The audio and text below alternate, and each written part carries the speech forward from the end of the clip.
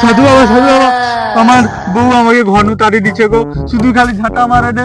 আর এই দুঃখ নিবারণের উপায় বলো সাধু বাবা আমাকে, আমি আর বাঁচতে পারবো না নাইলে। এই দুঃখ তাহলে তো দুঃখ নিবারণ হবে। এইটা আমার অমৃত ওষুধটা খেতে হবে, খেলে তো দুঃখ নিবারণ হবে। সাধু বাবা, তোর বউ কিচ্ছু বলবে না, শুধু আমাকে যদি বলে আমার কাছে এসে তুই থাকবি, তাহলে আমি শিষ্য বানাই নেবো, বুঝলি বাবা। ধন্যবাদ সাধু বাবা। এই রকম অমৃত, কামনা আমি বুঝে নিচ্ছি, তোর মনের কামনা আমার কাছে আছে। এই অমৃতের অপেক্ষায় ছিলাম সাধু বাবা।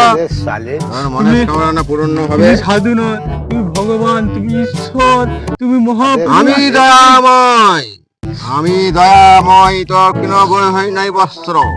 তুই এসে আমার কাছে থাকবি, তোর স্ত্রীকে ছেড়ে তুই আমার কাছে এসে আমার সঙ্গে আমার সাধু অভিনয় করবি।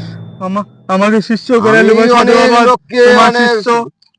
অনেক লোককে আমি বুঝিয়েছি বাবা, মনের কষ্ট করি না, তোর মনের কষ্ট আমি দূর করে নেব।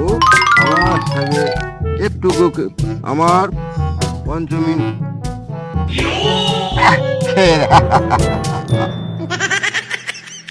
এইটা খেলে তোর মনের দূর কষ্ট সব ছেড়ে গেল। আসতে বাছা, দূর করিস না, কান্দিস না বাছা, তোর মনের কামনার জন্য হয়।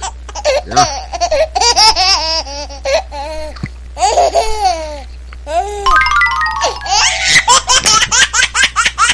সাধু বাবা, আমি আমার বউকে ভুলেছি।